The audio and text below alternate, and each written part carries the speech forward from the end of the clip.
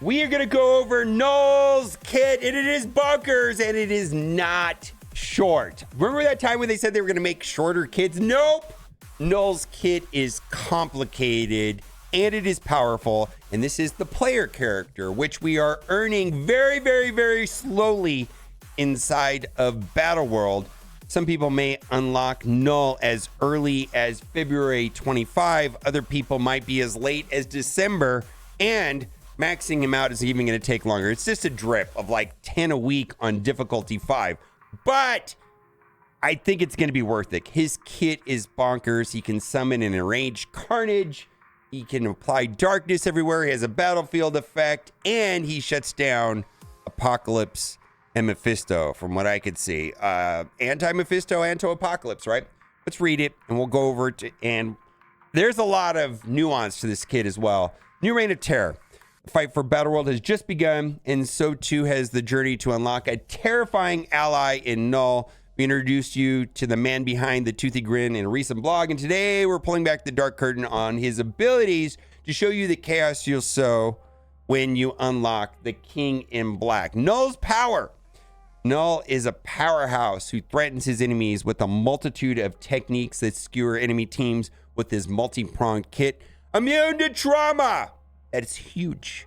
Specifically with his special. You'll see how great it is. But immune to trauma, stun, and slow. All of those are big deal. Immune to trauma, stun, and slow. KNULL's speed bar is untouchable. So that means like characters like Icarus or Cersei can't rewind him, his turn meter, allowing him to set the pace. Plus he's pretty fast and his speed can ramp up through the roof. He's bonkers. His passive stops enemies like Apocalypse and Mephisto from becoming empowered. We'll get into more detail of that in a minute. Instantly gaining the upper hand. KNULL's Dynamis extends with darkness mechanic. Each ability applies darkness, which stacks indefinitely and can't be resisted. Wow. Darkness forces an enemy ally to attack. Forces the enemy to attack their allies. It's like a mind control on their turn, and damage done by that attack increases. There is a cap to that. With each darkness on that enemy, darkness also reduces the afflicted damage and resistance. And there's some caps on a lot of this stuff, but we'll get into that. Prevents gaining speed up and allows KNULL to heal on his turn, which increases per enemy with darkness. And also, if he's got max health, it gets converted to barrier. Battle only gets darker for KNULL's foes. His ultimate ability applies the battlefield effect, enveloping darkness. When active on enemy turn, they gain +1 darkness, get their immunity flipped, and gain +1 slow. And for his finishing touch, KNULL unleashes a symbiote to do his bidding. It's just carnage, but it's a special carnage. The first time used during a match, KNULL's special, so his special ability, summons the enraged carnage. He's slightly different, who's much stronger than a typical summon and immediately gains safeguard for 2 turns and defense up for 2 turns. This enraged carnage has a modified version of Carnage Kit, which does increase damage and also applies trauma. All hail the King in Black. Traits: villain, cosmic, mystic, controller, symbiote, speed of 127, but that ramps way up. That ramps way up, and we'll get into that. Let's go down to the passive, and again, there's a lot to unpack here. Characters killed by KNULL cannot be revived. On spawn, gain defense up for 2 turns and apply darkness to the enemy with the highest damage. Here is a grid of characters with the highest damage: Odin, Blade, Nimrod, Ares, Lady Deathstroke, Oath.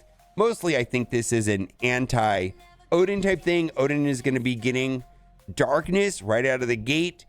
On turn, heal self for 5% of this character's max health per enemy with darkness. If this character's health is full, instead bury yourself for 5% of this character's max health per enemy with darkness. And typically characters in Marvel Strike Force have a cap of 30% of the max health that can go towards barrier. There's some exceptions, of course, but I'm guessing that it's 30% on KNULL. Gain 50% assist chance with 15 assist chance per villain ally, and an additional 15% assist chance per symbiote ally. So I think it's going to be pretty easy to get this up to 100%. Then he's going to have similar kit and feeling to that of Old Man Logan, which is typically a skirmisher, so you can take advantage of the skirmisher striker combo. And even if you use KNULL on a team, which all villains and no other symbiotes, you can also go and summon the Carnage, which is going to help this as well. Gain 10% speed per symbiote ally. Again, he can summon the Enraged Carnage. So there's all kinds of ways of getting this to work. Gore, the symbiotes, right? Symbiote allies gain 15% speed and piercing. This character cannot gain trauma, stun, or slow. This character's speed bar cannot be reduced. Enemies cannot become empowered, and this royally screws over Apocalypse. Apocalypse does his ultimate and will not go into the super basic. It's just that simple. He won't do the super basic, which is one of the main things that Apocalypse does. This also drastically negatively affects Mephisto. Mephisto has that special turn where he gets all this turn meter and he gets to go before everyone else, which will not happen. So, you know, you got the basic, which does damage. We've got the special, which puts exposed. We've got the special puts out exposed. The ultimate puts out exhausted. But more importantly than that, this just doesn't proc, because when he loses empowered, well, he's not going to gain empowered. Clear vulnerable for himself and all allies. Apply the following, blah, blah, blah. None of this is going to happen. Battlefield effect, so on and so on.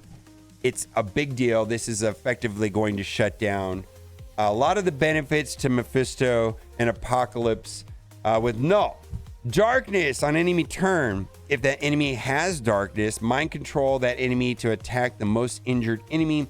This attack gains 20% damage for each darkness on that enemy, up to a maximum of 200% damage. Now, I do want to point out that the Astral team, like Shadow King, things like that, they have this kind of like coded into their kit to be anti-mind control. Mind control the enemy with the highest damage attack to the primary target. When forced to attack an ally, this character deals less damage to those allies. And this is something found in a lot of the Astral kits, which is kind of an anti-darkness, if you will. Let's keep going. Enemies with darkness cannot gain speed up. Gain 10% trade and 10% speed for each enemy with darkness, up to a maximum of 50% for self and all symbiote allies. I have not done the math on this, but 50% speed right here on darkness, right? Plus he's already 127, which is relatively fast. And he's getting all this extra speed per symbiote ally. 10% speed per symbiote ally. Well, I mean, you could put 4 more on the team, and then he could summon the other Carnage. That's an extra 50%. So he could be getting 100% extra speed. Puts him well over 200, which is crazy, right? Lower damage reduction, damage and resistance by 25% for all enemies with darkness, and the effect cannot be resisted. We're going to go to the ultimate first. The ultimate will apply the battlefield effect. This is 6/6. Attack all enemies for piercing. Apply slow for 2 turns. Trauma for 2 turns. And darkness to each target. This character does not have exhausted. So there is an exhausted mechanic in here, right? Too bad Mephisto can't apply this. Clear all battlefield effects on the enemy side and apply the battlefield effect enveloping darkness to the enemy side. Attack is unavoidable. It cannot be counterattacked. Enveloping darkness. On enemy turn, apply 1 darkness to that enemy. So when the battlefield effect is, the darkness is going to start to stack. Flip immunity on the enemy. An enemy turn and apply slow up to a maximum of 3 to that enemy. Battlefield effects last until cleared or to the match, and that's standard on all battlefields. Now, the special can also pop off turn 1, and the special is what's going to summon the Enraged Carnage. Energy cost 5/5. If this character does not have trauma, but his passive says he cannot get trauma, Transfer all negative effects from each ally to null, then flip all the negative effects to positive effects, then copy 3 of those, excluding stealth and taunt, and then send them back to the allies. That's fun. Heal self for 15% of this character's max health. Attack primary adjacent targets for piercing, apply darkness. The first time, so this only happens once per match, this ability is used in a match. Summon the Enraged Carnage, which is different slightly. We're going to go over his kit right after this, and then we'll go back to the basic.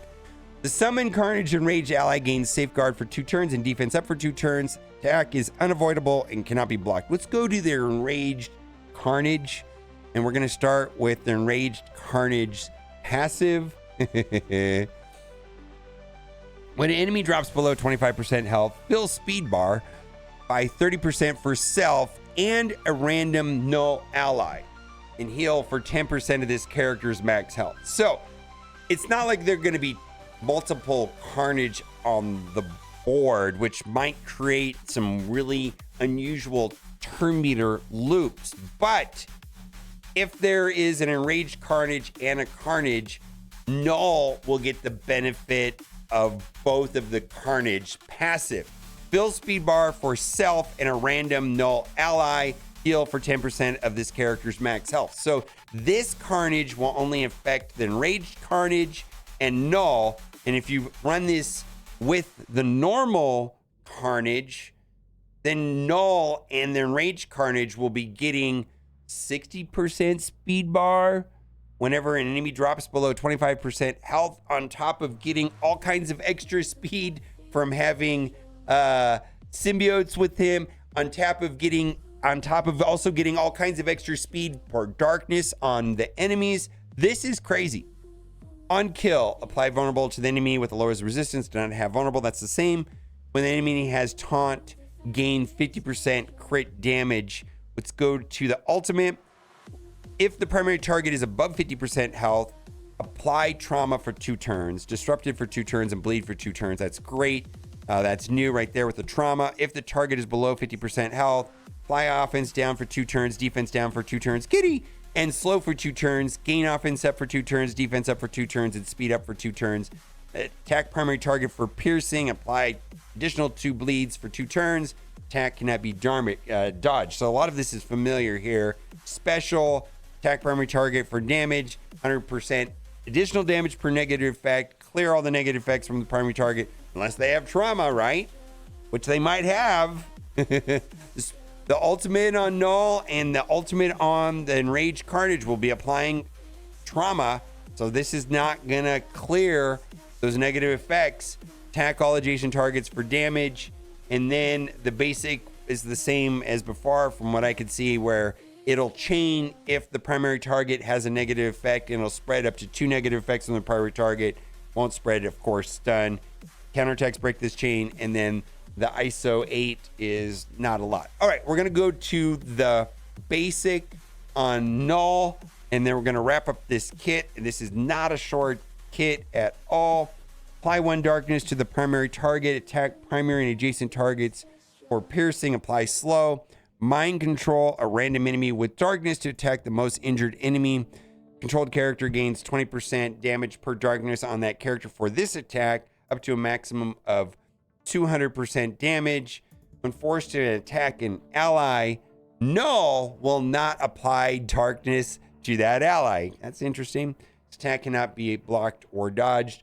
If you do striker on null, this will give an additional darkness on the ISO counterattack assist, right? When forced to attack an ally, this character does not apply darkness to that ally. Attack target for piercing, apply slow. So this makes a case for striker. Skirmisher would also make sense, like we do on Old Man Logan, because there's a high chance that he's going to be assisting all the time. If there's, symbiotes or villains on the team. This is crazy. This absolutely feels very strong, right? Very, very strong. Anti-Mephisto, anti-Apocalypse, and maybe worth the wait. This is like the timeline for people getting the playable character null. What do you think about all this? Pretty exciting. Hopefully I'll be getting him in January of 25 versus later on. Hopefully difficulty 5 is playable. I suspect that difficulty 5 is going to require a full Astral team with Shadow Kingpin. I can't not call him Kingpin. But anyways, let me know what you think about this kit in the comment section. As always, thanks for watching. Keep it gaming. Bye for now.